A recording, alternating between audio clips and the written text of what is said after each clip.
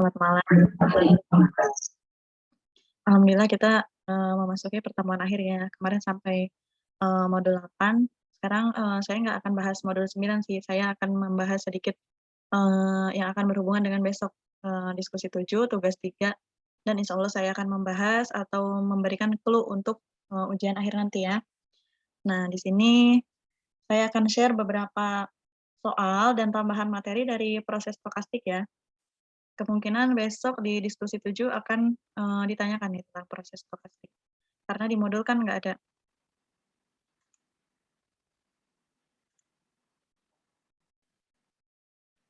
Udah keluar ya?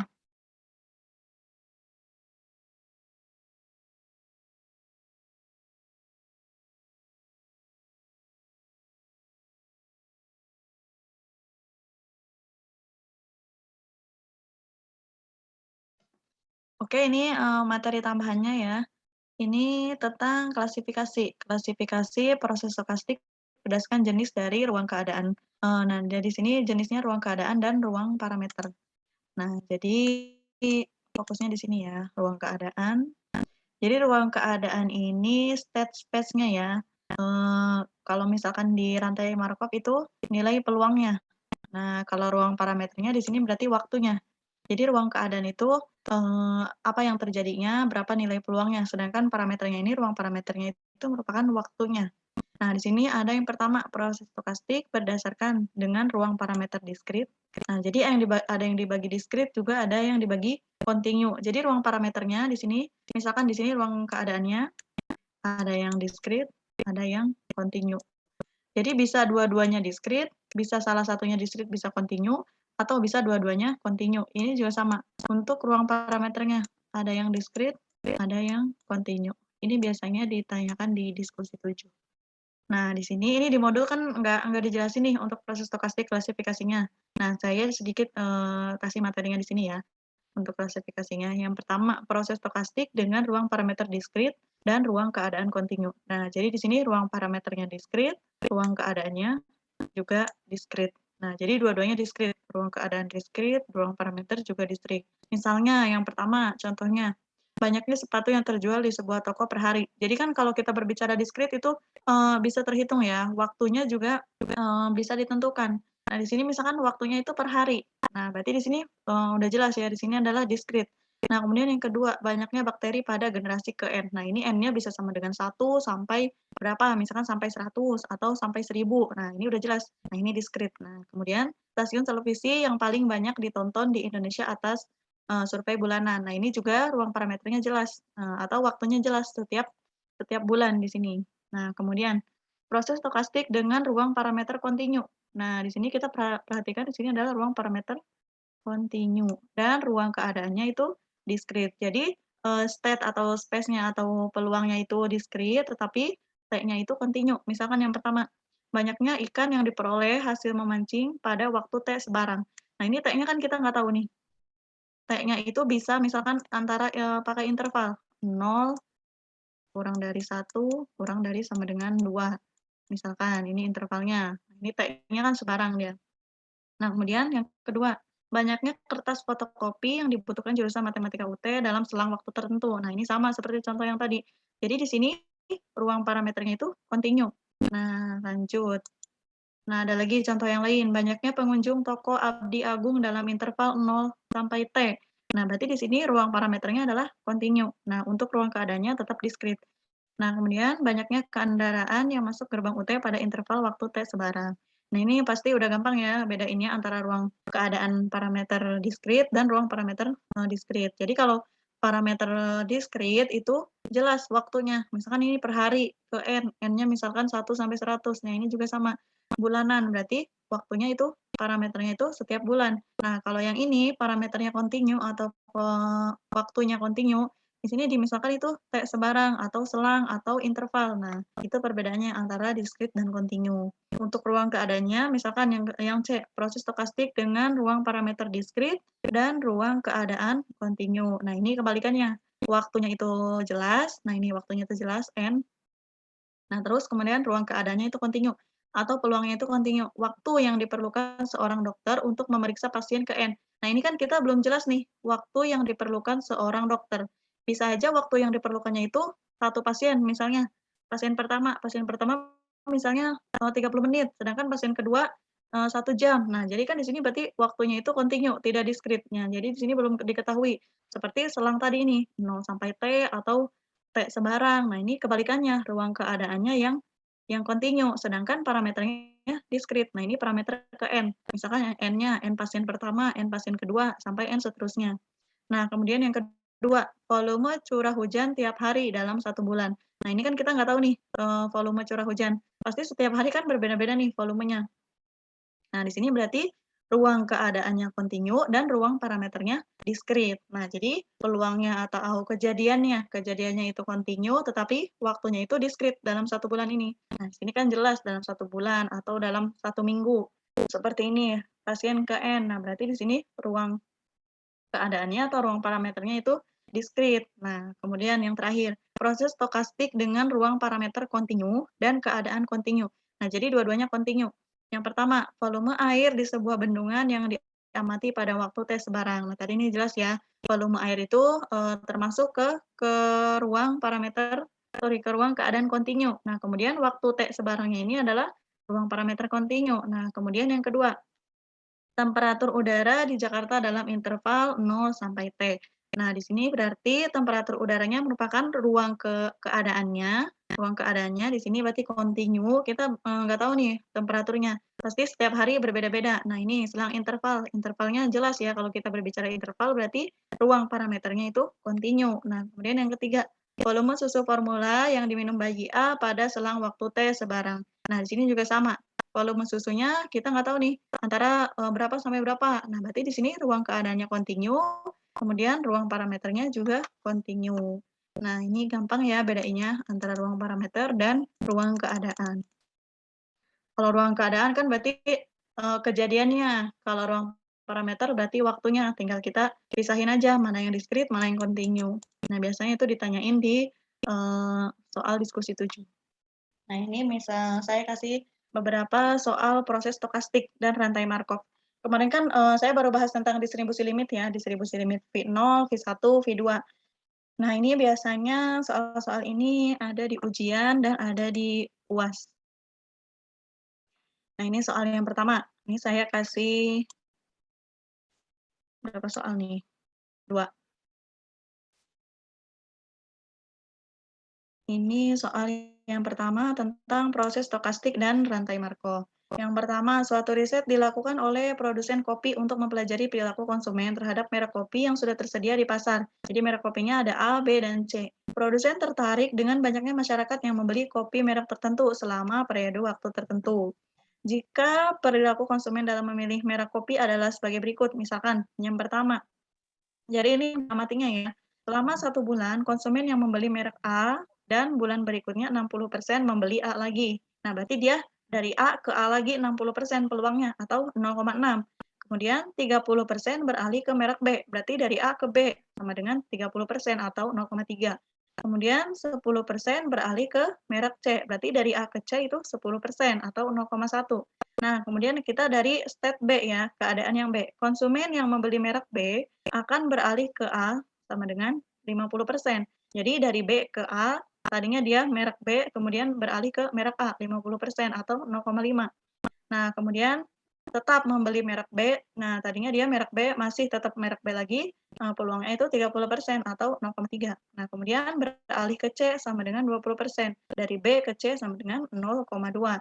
Nah, sedangkan konsumen yang membeli merek C akan beralih ke A, nah ini sama dari C ke A 40%, beralih ke B 40%, dan tetap membeli merek C 20%. Nah, biasanya ini yang ditanyakannya. Menurut Anda, apakah proses stokastik tersebut mempunyai ruang keadaan yang kontinu dan ruang parameter diskrit? Nah, jelaskan. Nah, ini biasanya pertanyaannya selalu ada yang seperti ini.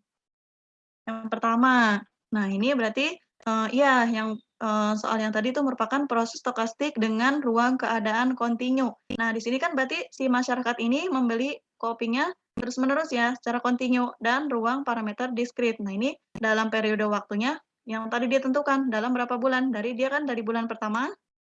Nah, di sini dalam periode waktu tertentu.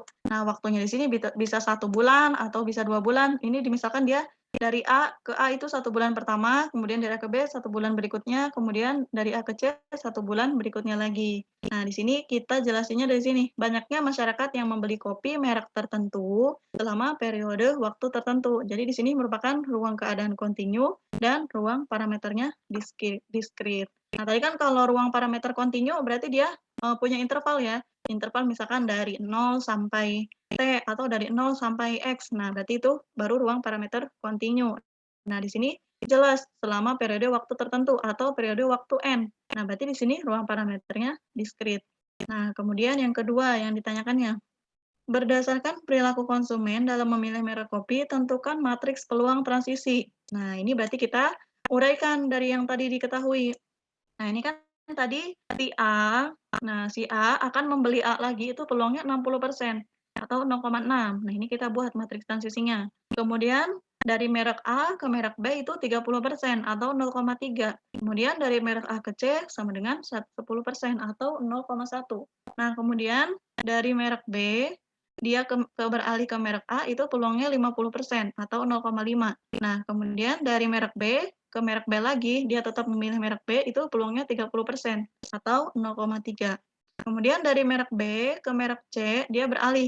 Dari merek B beralih ke merek C, peluangnya 20%, 0,2. Nah, jadi teman-teman di sini harus bisa mengidentifikasi ya, supaya kita dapat matriks peluang transisinya.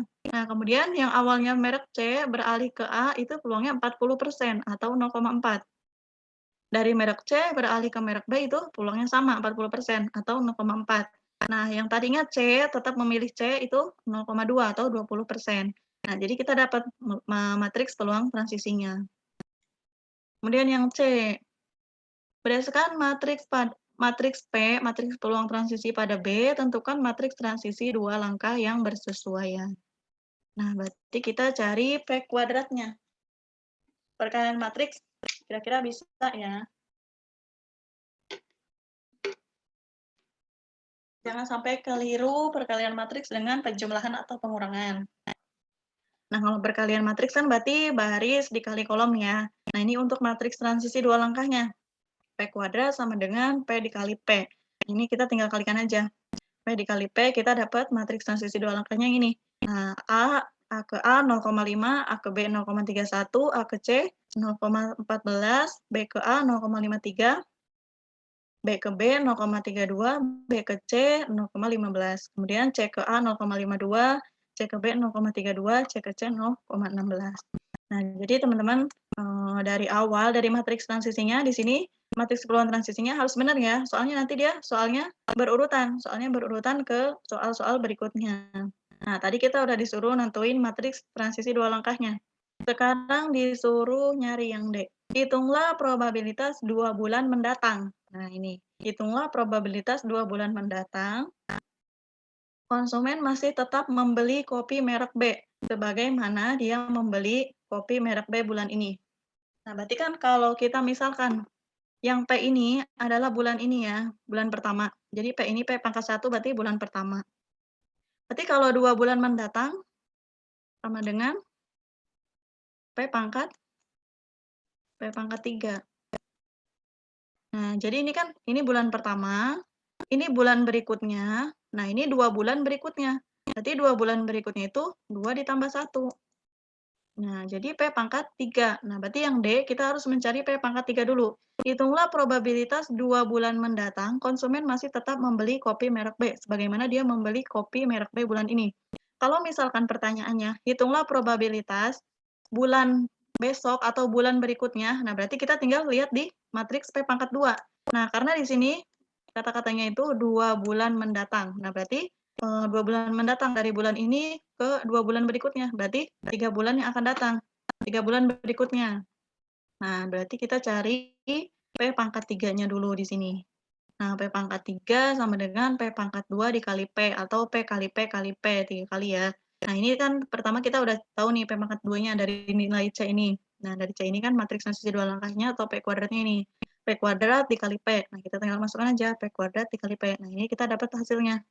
Nah ini, berarti tadi kan yang ditanyakan probabilitas 2 bulan mendatang, konsumen masih tetap membeli kopi merek B. Sebagaimana ia membeli kopi merek B bulan ini adalah, nah ini berarti. Jadi PBB sama dengan, nah ini, PBB pangkat 3 sama dengan 0,315. Nah, kalau yang ditanyakan misalnya, 2 bulan mendatang dia tetap memilih kopi merek A. Nah, berarti ini nilainya 0,541. 2 bulan mendatang dia tetap memilih kopi merek C. Nah, berarti ini 0,148. Jadi tergantung apa yang ditanyakannya.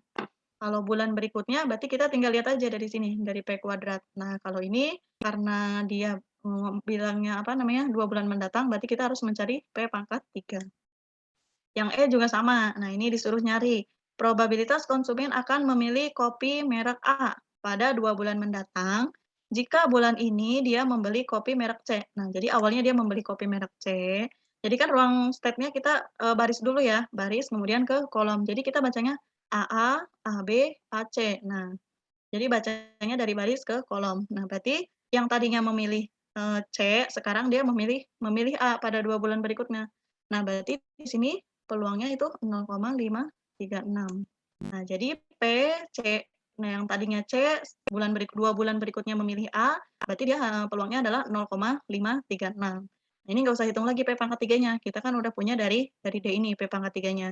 Kita tinggal cari aja apa yang ditanyakan. Nah, jadi kan sini probabilitas konsumen akan memilih kopi merek A, ini kopi merek A pada 2 bulan mendatang, jika bulan ini dia membeli kopi merek C, yang tadinya awalnya membeli kopi merek C, 2 bulan kemudian dia memilih A, berarti peluangnya 0,536.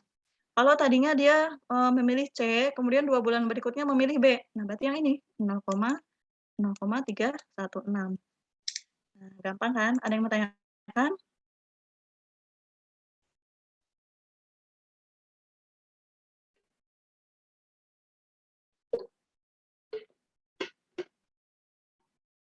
Udah paham? Ada yang mau tanyakan? Lanjut ya. Lanjut, Kak, lanjut.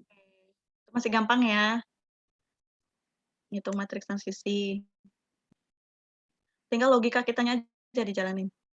Nah, ini yang nomor 2. Ini jadi, masih soal proses stokastik dan rantai Markov ya. Nomor 2, misalkan diketahui rantai Markov Xn dengan N-nya itu 0, 1, 2, sampai seterusnya. Mempunyai matriks probabilitas transisi 3 state atau ruang keadaannya 3 ya. Itu sebagai berikut. Ini 0, 1, 2. Nah, ini berarti matriks peluang transisinya. Berarti state-nya ada 0, ada 1, ada 2. Jadi state-nya ada 3 ya. Matriks transisi 3 state, 3 ruang keadaan. Nah, ini yang pertama. Hitunglah P X2 sama dengan 1, X3 sama dengan 2, bersyarat X1 sama dengan 0. Nah, ini sebelumnya juga udah saya bahas di modul 7 kalau nggak salah ya. Nah, ini biasanya ada nih di soal tugas dan UAS biasanya ada. Oke, yang pertama kita tulis dulu ya matriksnya penyelesaian yang A. Nah, ini step-nya ya, step 0, step 1, step 2. Nah, untuk rumusnya nih, Pxn ditambah 1 sama dengan J. Bersyarat Xn sama dengan I sama dengan Pij. Nah, jadi kalau misalkan di sini, jadi kita ngelihatnya ke Xn-nya dulu ya. Ngelihatnya ke Xn-nya dulu. Misalkan N-nya sama dengan 1, berarti di sini X1. Jadi kita lihatnya si bersyaratnya dulu. X1. Nah, berarti di sini N-nya bisa 1 ditambah 1, 1 ditambah 2. Nah, misalkan ya yang pertama ya, yang A. Nah, di sini kan yang A, pertanyaannya P X2 sama dengan 1, X3 sama dengan 2, bersyarat X1 sama dengan 0. Nah, berarti di sini N-nya sama dengan 1. Jadi N-nya sama dengan 1. Nah, kita fokus sama rumus ini ya. N sama dengan 1. Nah, berarti I-nya ini 0. Nah, jadi I-nya 0, N-nya sama dengan 1. Nah, untuk rumusnya, ini kan ada 2 nih, ada 2 koma. Px2 sama dengan 1, X3 sama dengan 2, bersyarat X1 sama dengan 0. Nah, ini kita bisa uraikan. Nah, caranya Px3 sama dengan 2, bersyarat X2 sama dengan 1, jadi kita mundur ke sini. Px3 sama dengan 2, bersyarat X2 sama dengan 1. Nah, berarti kalau yang X3 ini kan berarti Xn ditambah 2, N-nya kan tadi sama dengan 1. Nah, jadi kalau kita uraikan jadi gini. P X. Nah, berarti kalau X2 kan berarti X1 ditambah 1 sama dengan 1. Nah, kemudian yang X3-nya kan berarti X1 ditambah 2 sama dengan 2. Yang pokok di sini N-nya, nilai N-nya. N sama dengan 1, N-nya juga sama dengan 1. Nah, berarti di sini kita uraikan. X3 sama dengan 2, bersyarat X2 sama dengan 1, dikali P X2 sama dengan 1, bersyarat X1 sama dengan 0. Nah, untuk melihatnya, kita lihat di sini. Nah, kita hitung mundur. Nah, di sini kan PIJ ya. Yang nilai I berarti yang nilai bersyaratnya yang sini. Ini I-nya, ini J-nya. Ini untuk melihat ke ruang ininya, ruang keadaannya. Berarti P12 dari sini P12 dikali P01. Jadi jangan sampai kebalik ya. Ini I, ini J. Nah, perhatiin rumusnya. Xn ditambah 1 sama dengan J bersyarat Xn sama dengan I. Bentar, ini dihapus dulu. Ini sebenarnya soalnya gampang, tapi kadang ngebingungin. Nah, ini teman-teman perhatiin aja rumus ininya. Yang mana yang jadi I, yang mana yang jadi J. Nah, ini PIJ, berarti I-nya yang jadi bersyarat. I, ini J. Nah, berarti di sini I-nya 1, J-nya 2. Jadi P12 dikali P01. Nah, ini I-nya, ini J-nya. Nah, kita tinggal lihat aja. P12. 12 nilainya 0,2. P01, P01, 0,3. 0,2 dikali 0,3 sama dengan 0,6. Bisa dipahami nggak yang ini?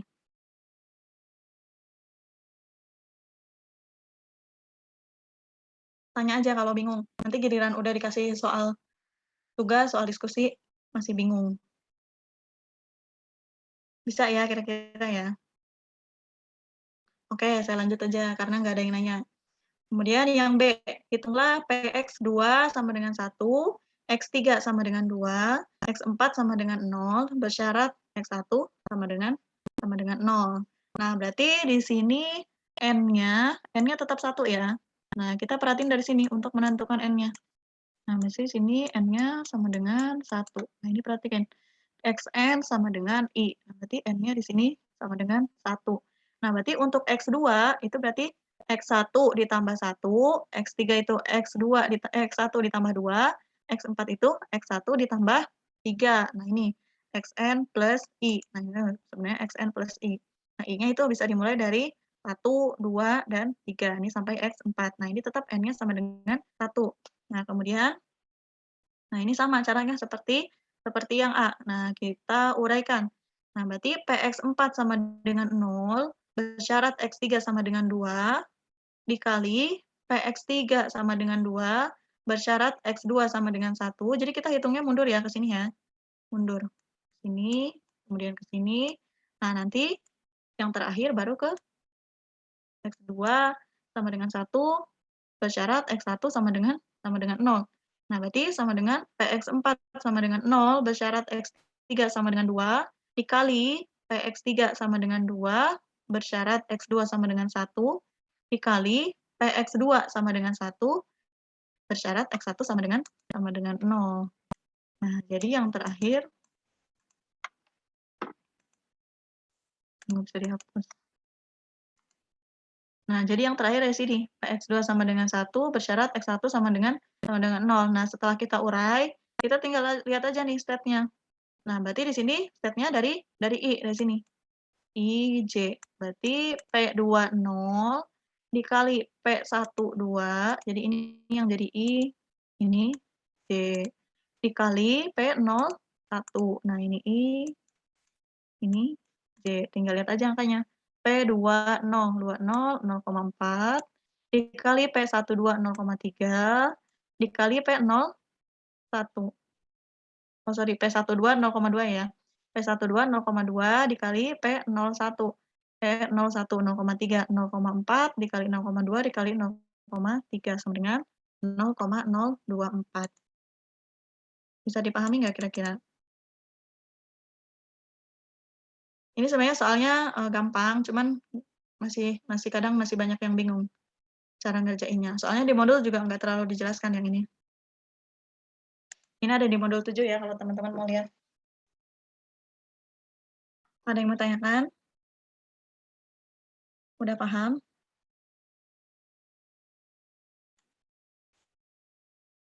Oke, saya anggap paham ya. Nah, kemudian pertanyaan berikutnya. Nah, ini sering ya.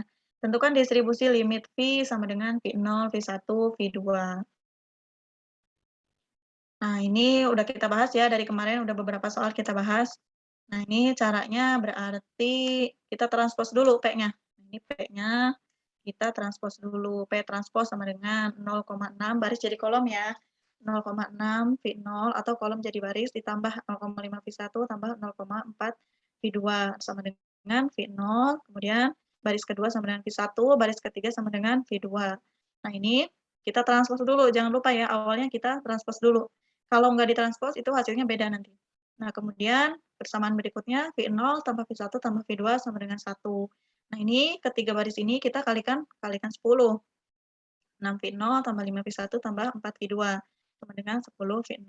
Kemudian ini kita kurangkan karena ini sama ya variabelnya V0, V1 dengan V1, V2 dengan V2. Nah, ini hasilnya supaya kita dapat hasilnya sama dengan 0 ya. Sama dengan 6 dikurangi 10 min 4. Min 4 V0 ininya tetap tambah 5 V1 tambah 4 V2 sama dengan 0. Kemudian 3 V0 ini 3 dikurangi 10 min 7 V1 ditambah 4 V2 sama dengan 0. Kemudian baris ketiga V0 tambah 2 V1. Nah, ini 2 dikurangi 10 min 8 V2 sama dengan 0. Baris keempat tetap ya V0 tambah V1 tambah V2 sama dengan 1. Nah, berarti di sini kita punya 4 persamaan. Nah, sama caranya seperti yang kemarin-kemarin, kita mau cari V2 dulu ya. Kita mau hapus V2 dulu. Nah, ini kan 4 V2 ini kebetulan sama ya, jadi kita tinggal coret. Jadi dari persamaan 1 dan persamaan 2 kita peroleh min 4 dikurangi 3 min 7 V0 ditambah ini pakai metode eliminasi ya. 5 ditambah 7 12 V1 sama dengan 0. Ini kan udah habis V2-nya. Berarti 12 V1 sama dengan ini pindah ruas jadi 7 V0. Nah, jadi V1 sama dengan 7 per 12 V0. Nah, kemudian dari 3 dan 4. Nah, berarti dari sini ya, dari persamaan 3 dan persamaan 4. Sama, kita akan menghapus si V2 ya. V2 kan di sini nilainya 8. Nah, berarti kita kalikan 8 persamaan keempatnya. 8 V0 tambah 8 V1 tambah 8 V2 sama dengan 8. Nah, ini kalau kita jumlahkan hasilnya 0. Jadi 8 tambah 1, 9. 8 tambah 2, 10 sama dengan 8. 9 V0 ditambah 10 V1, ini kan V1-nya kita udah punya 7 per 12 V0. Kita masukkan 10 dikali 7 per 12 V0 sama dengan 8. Atau ini kita jumlahkan dulu. 9 V0, ini kan sama variabelnya V0 dan V0. Kita jumlahkan 9 V0 tambah 10 kali 7 per 12 V0 sama dengan 89 per 6 V0 sama dengan 8. V0 sama dengan 8 dibagi 89 per 6 atau 8 dikali 6 per 89. 48 per 89. Kemudian dari persamaan 5. Nah, ini dari persamaan 5 ini V1 sama dengan 7 per 12 V0. Ini kan kita udah punya V0-nya, kita tinggal masukkan nilainya. 7 per 12 V0, 7 per 12 dikali 48 per 89 sama dengan 28 per 29. Jadi kita udah punya V0 dan V1. Nah, kemudian yang terakhir, dari persamaan 4 sama dengan V0 tambah V1 tambah V2 sama dengan 1. V0-nya tadi 48 per 89, terus V1-nya 28 per 89, tambah V2 sama dengan 1, atau kita cari V2-nya sama dengan 1 dikurangi 48 per 89 ditambah 28 per 89 sama dengan 13 per 89. Jadi distribusi V0, V1 dan V2-nya ini. V0-nya 48 per 89, V1-nya 28 per 89, V2-nya 13 per 89. Nah, berarti peluang proses berada dalam step 1 dalam jangka panjang, nah adalah V0, 48 per 89. Jadi ini step 1, step 2, step 3. Jadi kalau yang ditanyakannya peluang proses berada dalam step 2. Nah, berarti kalau step 2 nilai V1-nya berapa? Nilai V1-nya itu 28 per 89. Nah, jadi kan di sini pertanyaan yang C-nya kan gini ya, tentukan distribusi limit V. Nah, setelah kita menentukan distribusi limitnya, disuruh tentukan lagi, tentukan peluang proses berada dalam step 1 dalam jangka panjang. Jadi distribusi limit V ini kan sebenarnya distribusi untuk jangka panjang ya. Nah, di sini disuruh dicarinya yang state 1. Nah, berarti yang state 1 yang ini, yang V0. Kalau state 2 berarti yang V1, state 3 yang V2. Nah, oke. Untuk soal proses stokastik dan rantai Markov, sampai sini ada yang menanyakan?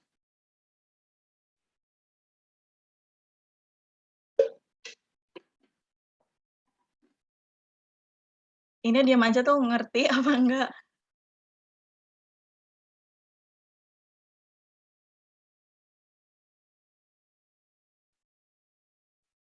Mau lanjut?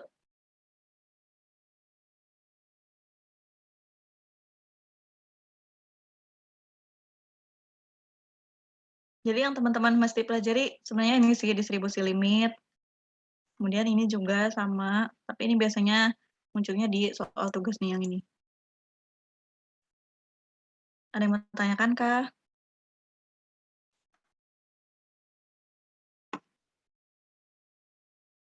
Masih bingung di mana mungkin? Apa ada yang udah belajar ini? Proses stokastik sama rantai Markov? Sebelum saya lanjut ke materi lain, ke soal-soal lain.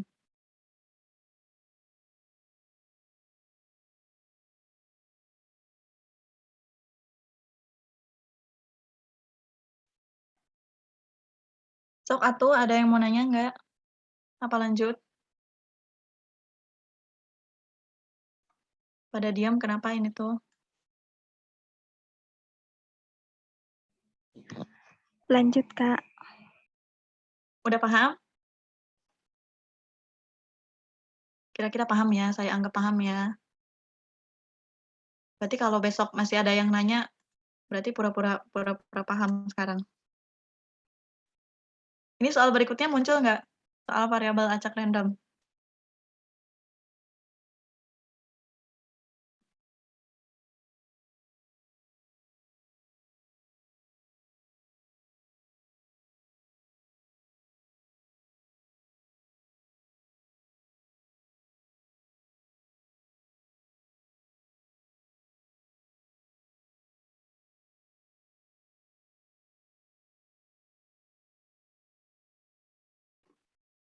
Halo teman-teman, soalnya muncul nggak soal berikutnya?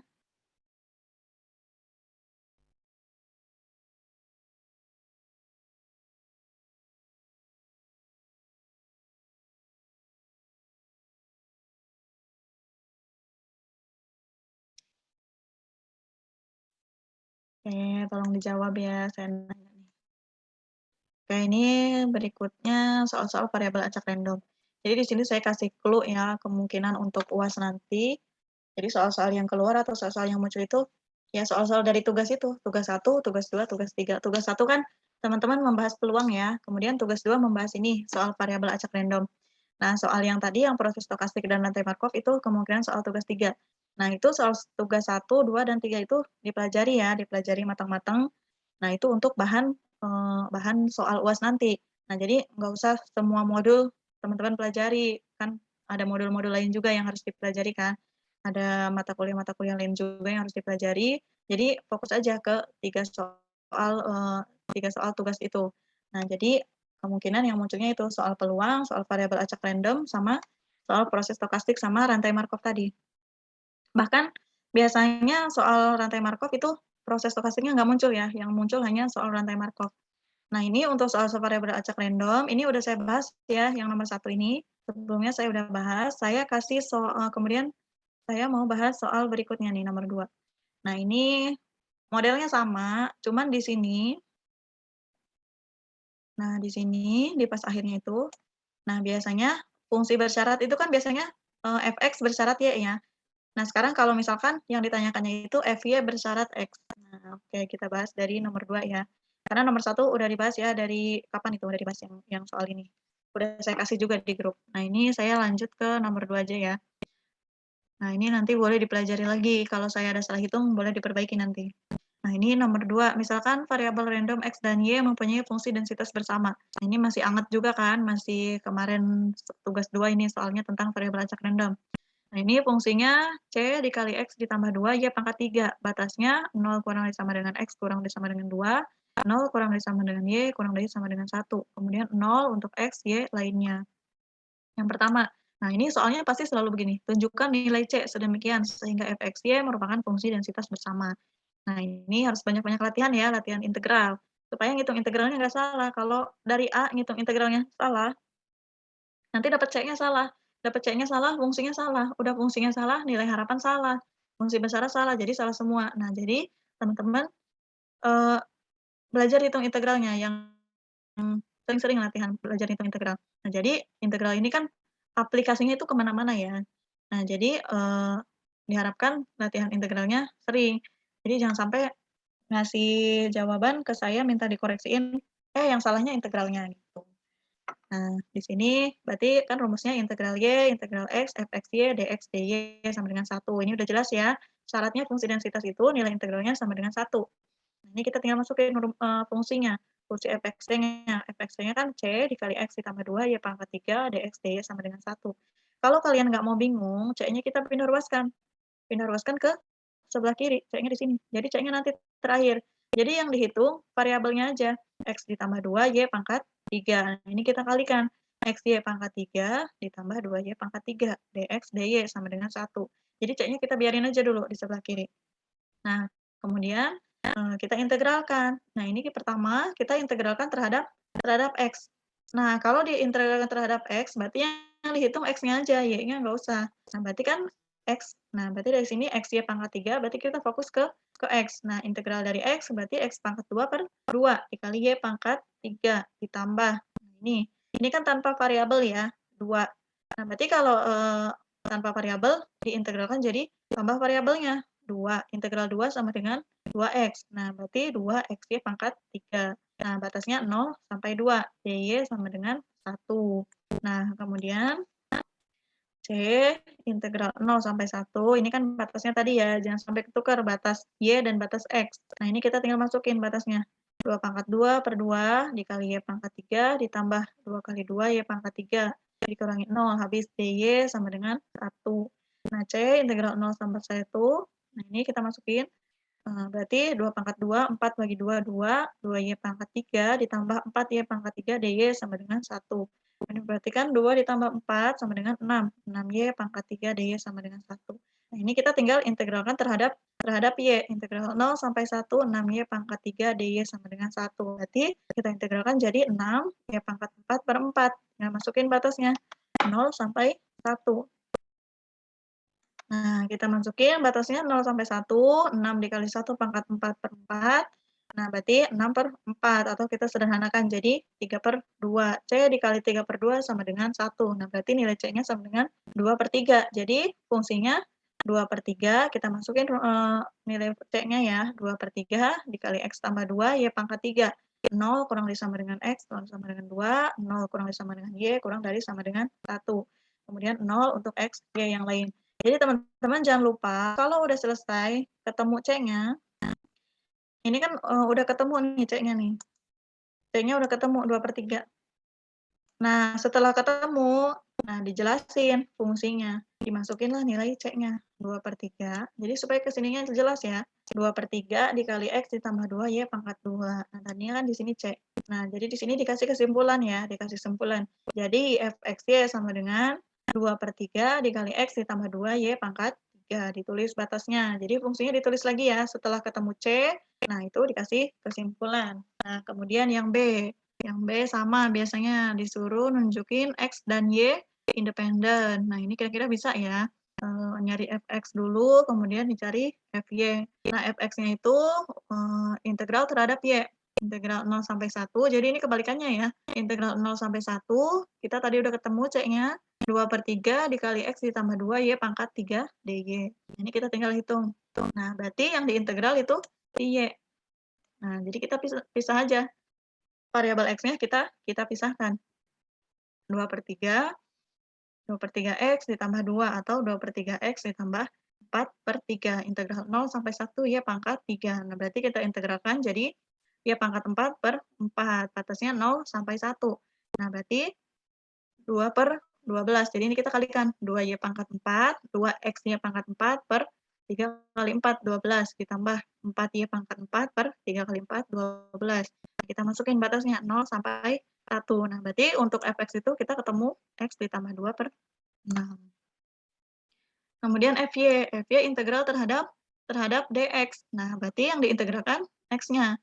Di 2/3 y pangkat 3, kita integralkan x plus 2-nya. Nah, berarti 2/3 y pangkat 3 dikali x kuadrat per 2 ditambah 2x. Nah, 0 sampai 2 batasnya.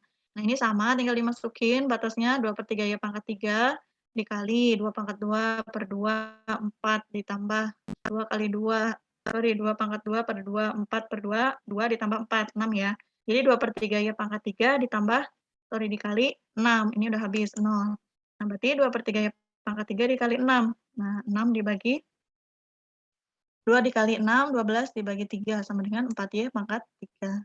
Nah, berarti untuk menunjukkan fungsi independen, fx dikali fy sama dengan x ditambah 2 per 6 dikali 4y pangkat 3. Nah, ini kalau kita uraikan, jadi 2/3, ini kan 4/6, 4/6 xy pangkat 3. Nah, berarti kan 4/6 itu kita bagi 2, jadi 2/3 xy pangkat 3 ditambah 4/3 y pangkat 3.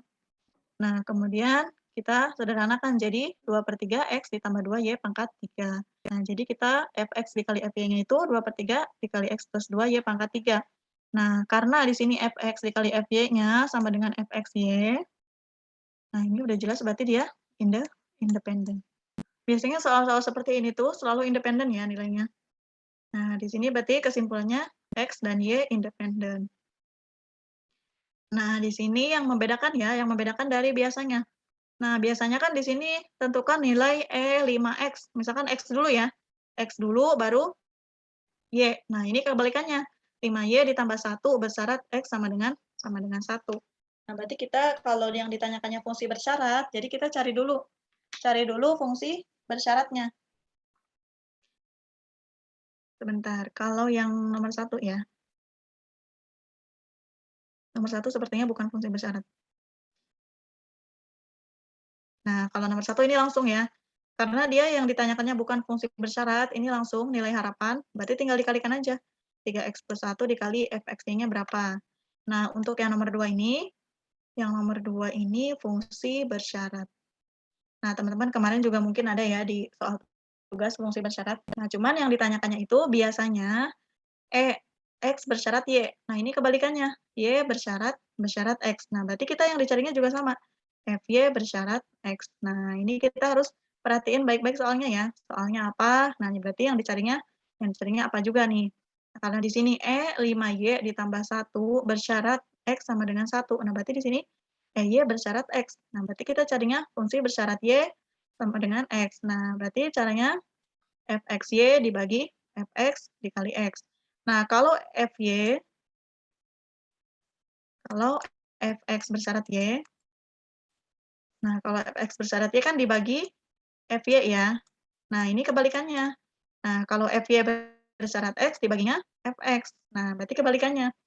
Nah, kita masukkan rumusnya, fungsinya. 2/3 xy pangkat 3 ditambah 4/3 y pangkat 3. Nah, ini saya uraikan ya fungsinya. Atau lebih sederhananya 2/3 x ditambah y. Tadi fungsi sederhananya ini. 2/3 x ditambah 2 y pangkat 3. Nah, ini saya uraikan di sini. Dibagi fx-nya berapa tadi? Fx-nya itu x ditambah 2 per 6. X ditambah 2 per 6. Nah, ini sama dengan 2y pangkat 3 dikali 2. Berarti 4y pangkat 3. Jadi ini fungsi bersyaratnya. Ini tinggal dibagi aja ya fungsinya. Nah, kemudian yang ditanyakannya apa? 5y ditambah 1 bersyarat x sama dengan 1. Nah, berarti di sini integral 0 sampai 1. Nah, yang ditanyakannya apa? 5y ditambah 1. Nah, di sini bersyarat X sama dengan 1. Nah, teman-teman perhatiin. Nah, berarti di sini FY bersyarat X sama dengan 1. Di sini kan nggak ada variabel X, hanya variabel Y ya, 4Y pangkat 3. Nah, berarti di sini X sama dengan 1-nya nggak berlaku. Nah, kalau di sini misalkan ada 4Y pangkat 3 X kuadrat. Ini misalkan ya, misalkan fungsi bersyaratnya tuh ini.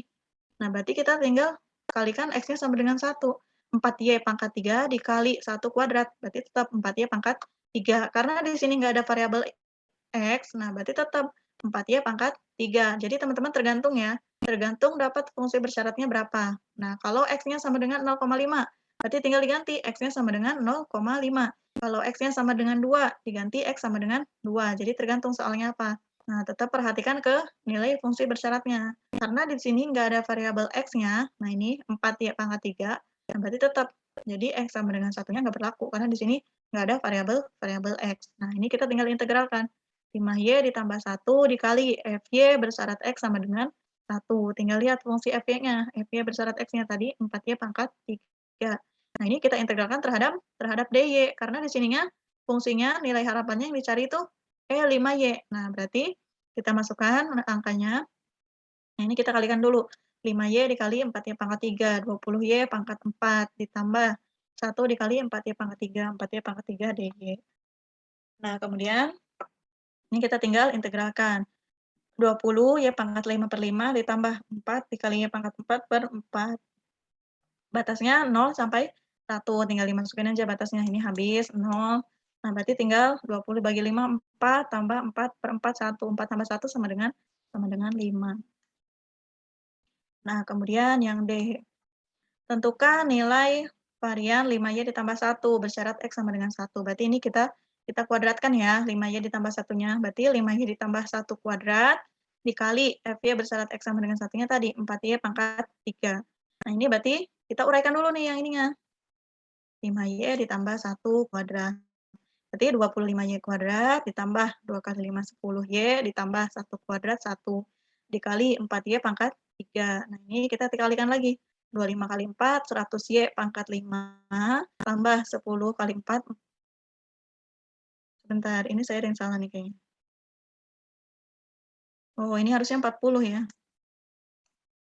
25Y pangkat 5 ditambah 10Y kali 4, 40Y pangkat 4 ditambah 1 dikali 4Y pangkat 3, 4Y pangkat 3 DY. Nah, ini berarti 100Y pangkat 6/6 tambah, oh, ada yang salah nih, maaf nih. Tambah 40Y pangkat 5/5 ditambah 4Y pangkat 4/4. Batasnya 0 sampai 1. Nanti teman-teman boleh betulin ya. Nah, di sini udah benar nih 40. Suka error nih malahan nulis. Ini udah benar ya, 40 di sini aja nih, nanti tolong dibetulin ya. Nah, berarti kita masukin batasnya. 100 dikali 1 pangkat 6/6 tambah 40 dikali 1 pangkat 5/5 tambah 4 dikali 1 pangkat 4/4. Nah, ini udah 0 nih. Nah, ini 100/6 tambah 40 bagi 5, 8 tambah 4 bagi 4, 1. Nah, kita jumlahkan sama dengan 77/3. Nah, berarti di sini 5Y plus 1 kuadratnya itu 77/3. Nah, berarti variansinya 5Y ditambah 1 bersyarat X sama dengan 1 kuadrat, ini 77/3, dikurangi 5Y ditambah 1 bersyarat X sama dengan 1 kuadrat, tadi yang 5 ya nilainya, ini kita kuadratkan. Jadi 77 dibagi 3 dikurangi 25 sama dengan 2/3. Nah, teman-teman yang perlu diperhatikan, nilai variansi itu selalu positif ya. Nilai variansi selalu positif. Nilai variansi itu tidak pernah negatif. Jadi kalau nanti hasil akhirnya negatif, berarti ada yang salah. Bisa jadi di integralnya, bisa jadi di rumusnya. Ada yang menanyakan? Ini masih hangat ya kayaknya ya materi ini. Hati-hati aja ngitung integralnya ya. Karena kemarin pas banyak yang minta koreksi itu, banyak yang masih keliru ngitung integralnya. Padahal sepertinya di sini udah pada ambil kalkulus 2 ya. Dari integral. Jadi di Pengprob ini, pengantar probabilitas ini tinggal aplikasinya aja. Terus integralnya juga kan nggak rumit-rumit banget. Masih integral biasa, bukan integral yang eksponensial atau integral yang mendekati limit. Ada yang bertanyakan? Mungkin ini masih paham ya materi ini. Pokoknya tinggal dilihat aja apa yang ditanyakannya. Nah, ini kan 5Y ditambah 1 bersyarat X. Jadi, Y bersyarat X. Berarti yang dicarinya fungsinya fungsi Y bersyarat X. Nah, jadi jangan sampai kebalik ya. Kalau yang ditanyainnya X bersyarat Y, berarti yang dicarinya X bersyarat Y. Nah, jadi nanti berpengaruhnya ke sini. Nah, kalau Fx bersyarat Y, nah Fx bersyarat Y berarti kan dibaginya itu Fy. kalau FY bersyarat X dibaginya Fx, kebalikannya. Ada yang bertanyakan sebelum lanjut? Satu bahasan lagi. Jadi ini cuma sebagai clue ya, cuma sebagai buat bahan pembelajaran aja. Nah, ini selanjutnya soal-soal peluang. Jadi teman-teman fokus aja di soal peluang, soal variabel acak yang tadi, kemudian soal rantai Markov. Oke, kita lanjut aja ya. Nah, ini soal-soal peluang ini, kalau menurut saya sih lebih gampang ya, daripada soal teman-teman yang kemarin yang di tugas itu, ini lebih simpel. Ini beberapa soal peluang, ada berapa ya? Ada 2. Ini selalu sama yang ditanyakannya seperti ini. Ini dari 2 semester ini soalnya sama yang ditanyakan. Cuman beda angka, tapi yang ditanyakannya sama, rumusnya pun jadi sama. Nah, ini pakai Bayes ya, teorema Bayes ini selalu dipakai. Yang pertama, suatu program pelatihan mengharuskan untuk memilih seorang warga yang akan mewakili suatu desa. Berdasarkan data desa diketahui jumlah warga RW 01 ada 400 jiwa dengan tingkat pendidikan akhir 5% sarjana, 80% SLTA, dan 15% lainnya. Jumlah warga RW 02 ada 250 jiwa. Nah, berarti kita punya RW 1 itu 400. Supaya lebih gampang ya. Nah, di bawah saya dibikin tabel. Kemudian RW 2 ada 250.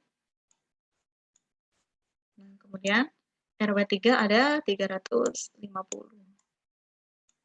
Nah, ini kalau kita jumlahkan itu sama dengan 1000. Nah, berarti jumlah RW 1, RW 2, RW 3 itu ada 1000.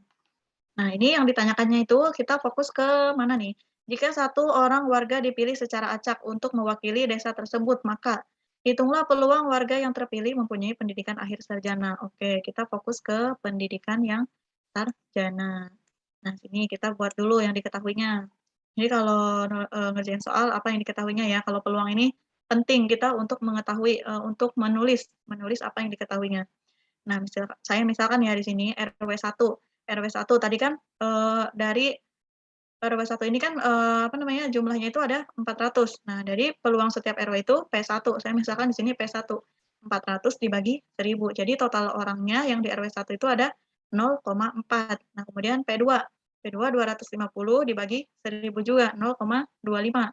P3 350 dibagi 1000, 0,35. Nah, kemudian teman-teman perhatikan yang kita kan di sini pertanyaannya tentang sarjana ya, yang pendidikan akhirnya sarjana.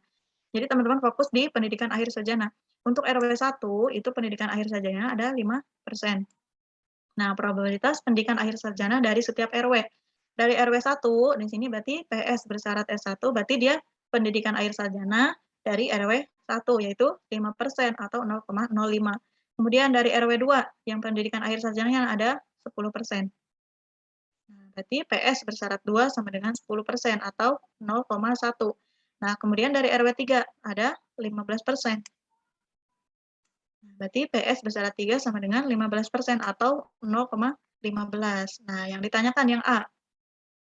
Hitunglah peluang warga yang terpilih mempunyai pendidikan akhir sarjana. Nah, ini pakai, nah, teman-teman boleh lihat di modul ya. Ini modul, kira-kira modul 3.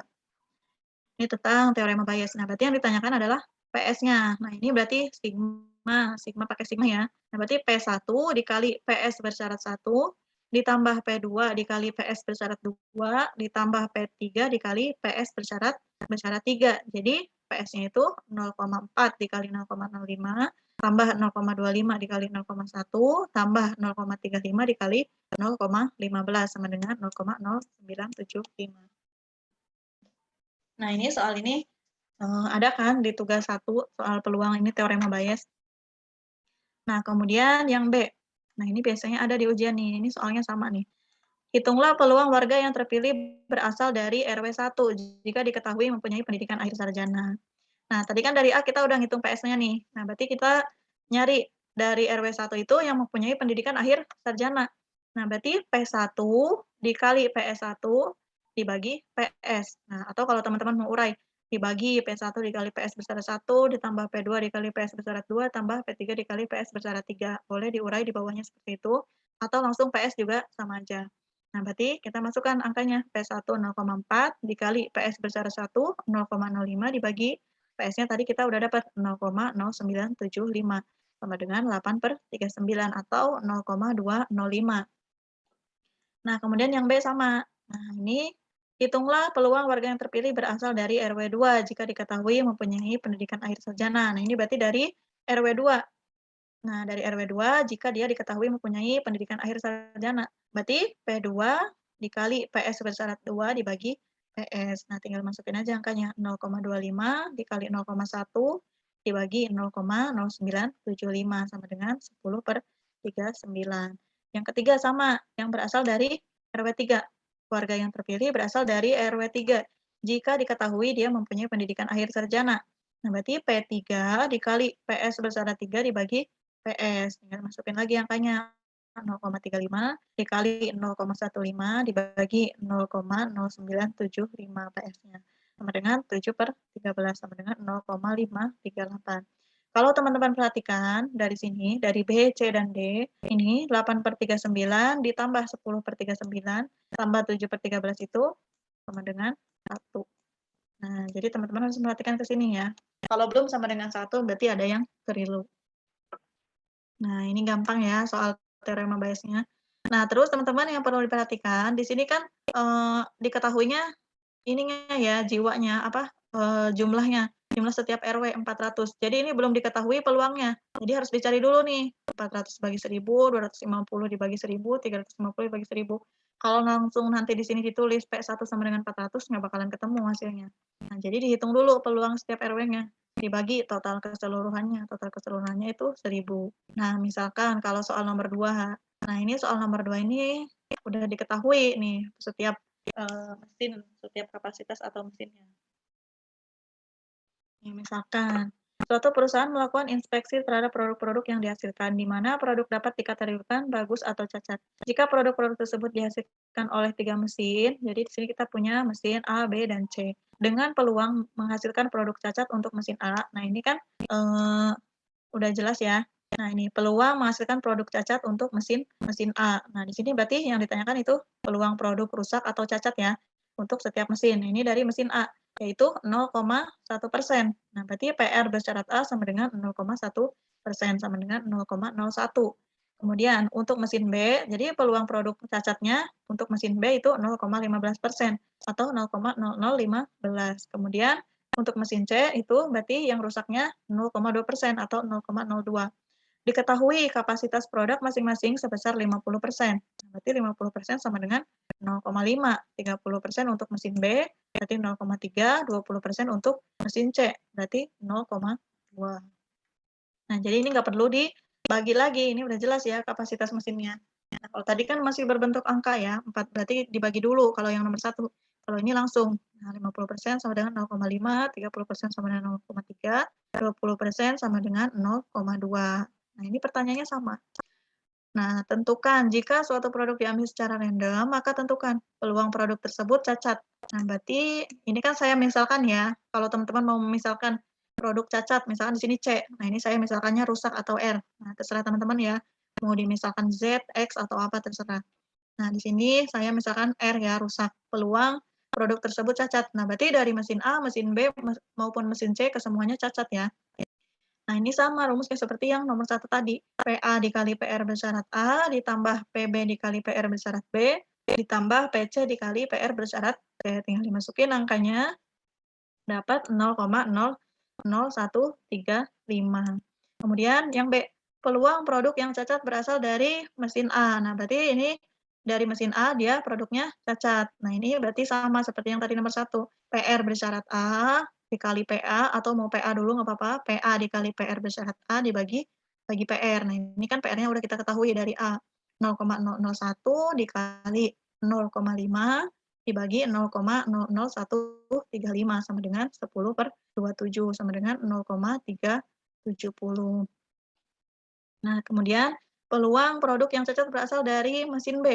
Nah, berarti ini dari mesin B dia cacat, PR bersyarat B dikali PB dibagi PR 0,0015 dikali 0,3 dibagi 0,0015 0,13 sama dengan 1/3 atau 0,3.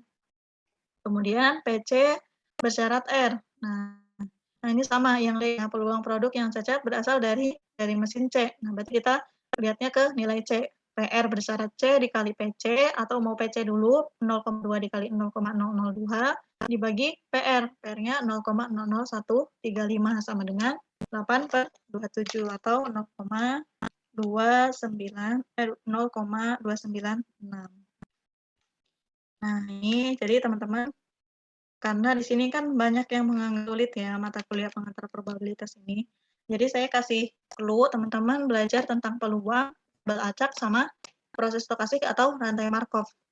Udah belajar 3 itu aja fokus. Pasti bisa ujian nanti. Nah, ini juga kalau kita jumlahkan, nilai peluang ini akan sama dengan 1. Nah, ini sama dengan 1. Oke, ada yang mau ditanyakan? Udah habis ya soalnya.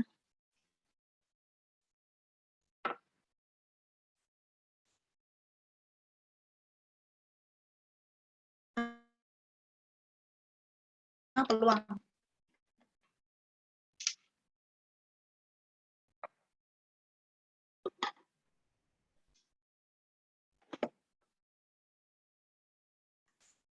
Ada yang bertanyakan? Karena ini pertemuan terakhir ya.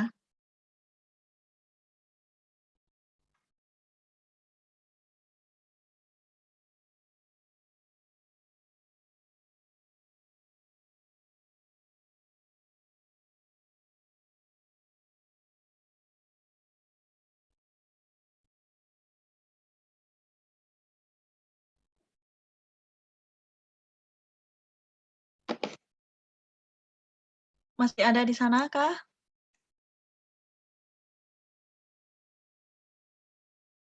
Kalau nggak Ya ada yang Kak, nanya berarti paling Kak, paling ya. ya nanti kalau bisa sharingnya kayak apa PDF ini Kak, yang soal-soal ini Kak, mungkin dibagi Pasti saya paling sharing. itu aja Kak. Jadi Iya. saya sharing, pasti teman-teman yang nggak ikut mungkin bingung meskipun saya sharing. Jadi kalau yang ikut di sini mesti sedikit-sedikit ngerti lah. Ya, takut lupa kalau misalnya ini ingat nanti besok kalau nggak ada contoh ini nanti bakal lupa Lupa. Kak, maksudnya gitu Kak, makanya biar di-share aja ya nanti ini ya. Ya. Kemarin juga kan saya kasih contoh yang soal variabel acak kan lumayan tuh, banyak yang bisa. Tinggal benar-benar hitungan integralnya aja. Karena kan di modul juga kurang kan contoh-contohnya. Karena jadi saya kasih clue, kasih contoh soal yang sama, jadi pada bisa ngerjain. Tinggal bener-benerin aja hitungannya. Mungkin karena kebanyakan ngitung kali ya, jadi banyak yang error ngitung integral aja. Kebanyakan ngitung mata kuliah ini, mata kuliah itu.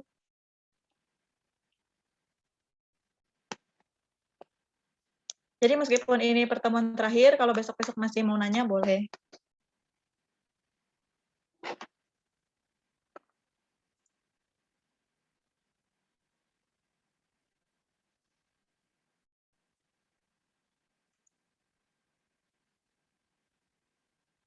Oke, jadi saya anggap ngerti ya ini ya, teman-teman. Ini saya yakin yang ikutan di sini yang suka chat saya nih.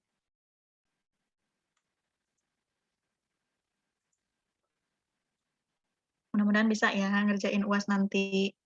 Pokoknya jangan menganggap sulit mata kuliahnya. Jadi dikerjain aja senyaman-nyamannya. Kalau teman-teman nganggap sulit, mesti nanti nggak suka, terus benci, jadi males deh ngerjain. Jadi nggak karuan ngitungnya. Jadi sedikit-sedikit aja dikerjain, dicari, nyari contoh yang sama.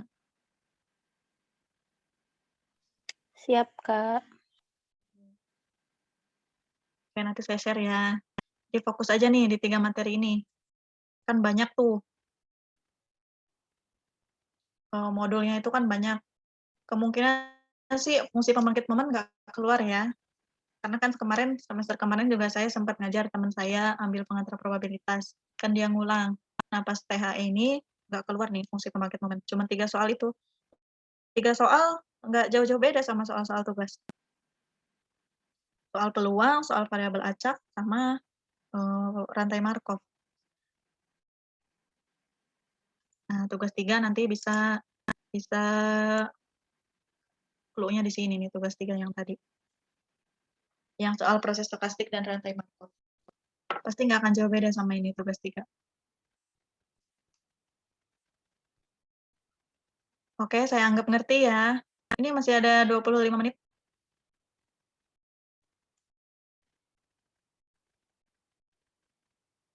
Kenapa pengantar probabilitas lebih susah dari MATSTAT?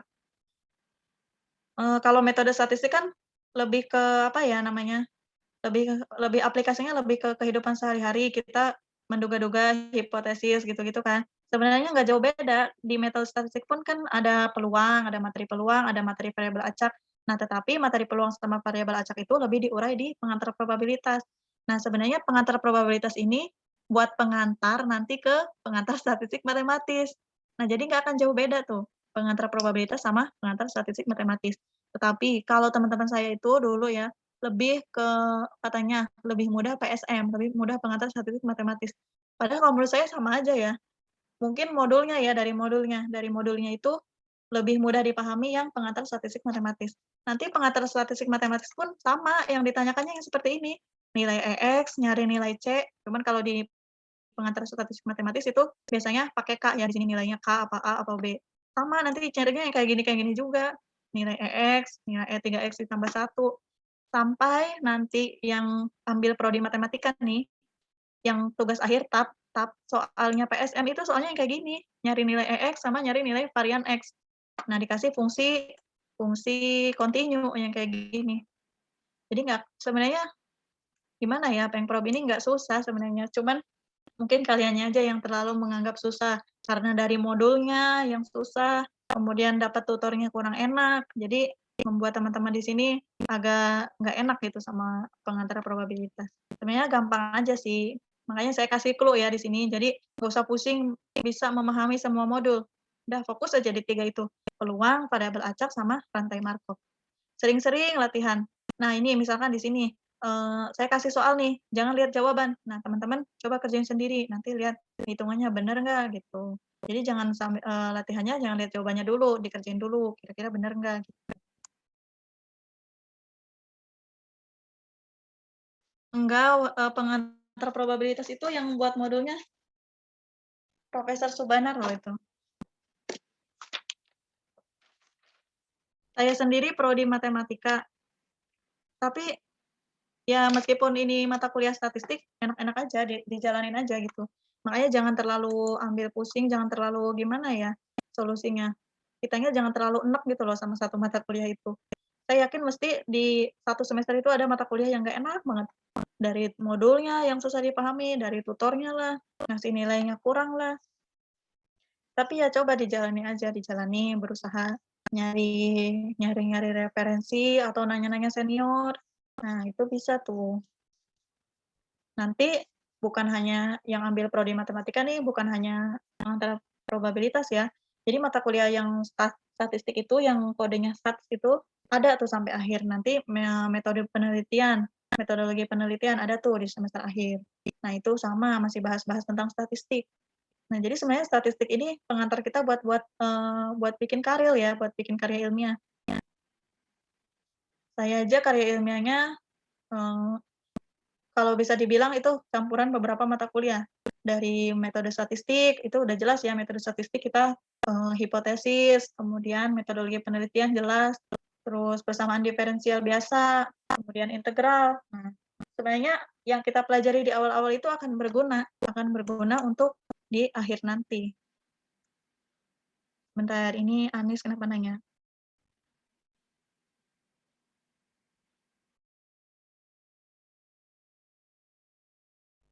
Yang mana ya? Diskusi 6 Pengprob. Sama persis kayak yang dicontohin. Cuman pangkatnya itu bukan X. Tapi ada nilainya 3 itu. Yang mana ya? Yang FPM, Kak. Kan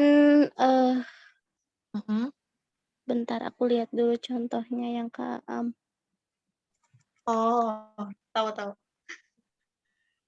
Itu aku Nah, udah kasih clue. Enak banget loh. Masih aja iya, banyak yang bingung. sama. Cuman bingungnya itu kok pangkatnya ada nilainya ini yang 3 gitu. Kalau ini kan contohnya X ya. Itu gimana ya, Kak? Itu kan tinggal diganti aja, ya ampun. Iya, berarti, sama kayak gini, maksudnya, yang 3-nya itu nggak dihitung apa gimana gitu? 3-nya dimasukin. Itu kan saya Heeh, misin ya. Ini nggak apa-apa heeh. nih dibahas di sini. Ini nanti takutnya nggak boleh dibahas nih, "Aro boleh nggak dibahas?" Jangan ya, ini belum Karo. selesai kan diskusi 6. Belum Boleh. di forum juga masih kosong, Kak, nggak ada yang ngisi, masih sepi. Udah seminggu padahal. Nggak ada yang bisa. Nanti saya dimarahin. Itu gini ya clue-nya, itu kan saya udah kasih tuh. Saya kan Mhm, pertama kasih distribusi gamma ya. Distribusi mhm, gamma itu kan, saya misalin yang pertama itu variabelnya itu 1/beta kan.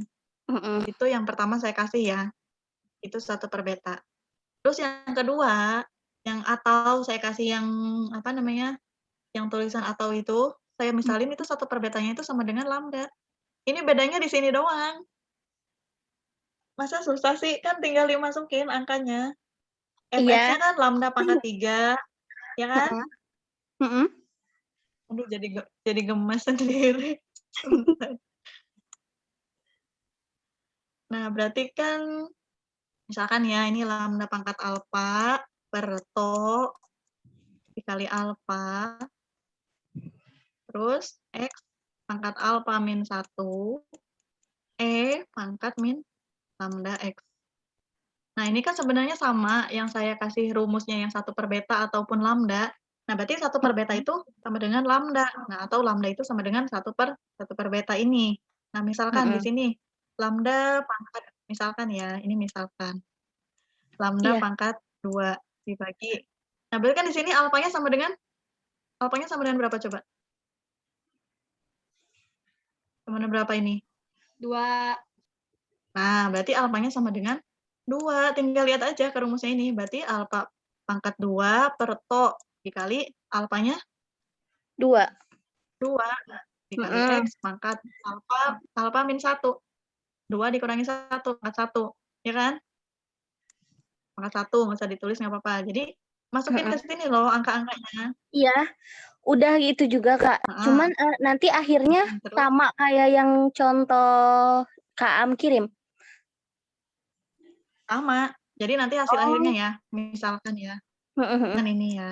Kan ini pangkat ya, berarti alfanya pangkat 2. Nah, itu kan untuk yang fungsi yang fungsi lambda ya, saya mhm, misalkan yang lambda ini. Kan hasil akhirnya itu 1 dikurangi 1/lambda, T tetap, mhm, min alfanya berapa di sini? -2. 2, udah gitu aja. Oh, iya sama, saya juga udah sampai gitu takutnya ada yang dihitung gimana gitu. Nggak usah, Oh, berarti udah integralnya ya sampai udah situ gitu doang ya? aja, Mhm, mhm. udah selesai. Jadi ini fungsi pembangkit momennya, FPM-nya. Nah, kalau misalkan momen ke 0, berarti yang diganti nolnya yang mana? Si T-nya. Nih, jadi T-nya diganti 0. Nah, cuman disuruh sampai fungsi pembangkit momennya doang kan? Iya. Nah, berarti udah sampai sini, sampai terakhir. Tinggal diganti aja. Ini tuh udah jelas banget loh dikasih clue tuh. Saya Iya, juga bingung ini, yang nanyanya banyak tapi udah dikasih clue segitu gampangnya masih aduh gemes sendiri. udah sih, Kak, sama, cuman belum pede aja gitu Heeh, mau nanya. mhm. Udah Makasih, tinggal ikutin Kak. langkah yang saya kasih aja itu. Iya, Heeh, berarti siap. tinggal diganti alfanya berapa. Itu kan jelas ya, itu kan pangkatnya 3. X Mhm. pangkat alfa min 1, 3 dikurangi 1, X kuadrat, udah jelas banget itu. Oke, paham, Kak, makasih. Tuh, oke, sama. Ada yang lagi mau ditanyakan? Yang pokok nanti bisa ya ngerjain UAS ya. Jangan lupa belajar. Iya, siap, Kak. Udah nih, udahan. Minggu depan nggak ketemu lagi lewat Zoom, lewat chat.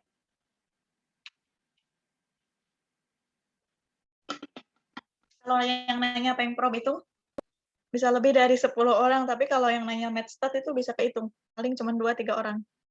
Saya bingung nih pengantar probabilitas ini selalu dianggap sulit. Aku paling sering ya Kak nanya. Nggak apa-apa. Kan sayangnya juga makin makin jago nanti, makin banyak yang nanya, makin sering ngejelasin, makin bisa. Amin. Karena saya prinsipnya dari dulu begitu. Jadi kalau teman-teman saya nanya, saya jawab aja. Jadi makin sering kita ngejelasin ke teman kita, jadi kita makin bisa. Bukan berarti kita ngasih jawaban, tapi kita ngasih caranya. Tuh.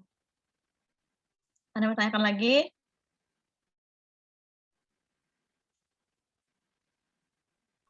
Aku cukup sih Apa Kak. udah kita tutup? Tutup ya. Silakan dipelajari lagi nih soal-soalnya. Nanti kalau ada yang salah hitung, kasih tahu aja saya ya. Oke, saya tutup ya. Palingan yang tadi ya, yang saya salah tulis di mana ya tadi? Di sini ya kayaknya ya. Di akhir ini. Nah, di sini nih. Ini saya kurang nulis nih. Di sini harusnya 40 ya. Tadi saya nulis 10. Tapi ke bawahnya udah bener kok hitungannya di sini 40. Salah tulis aja.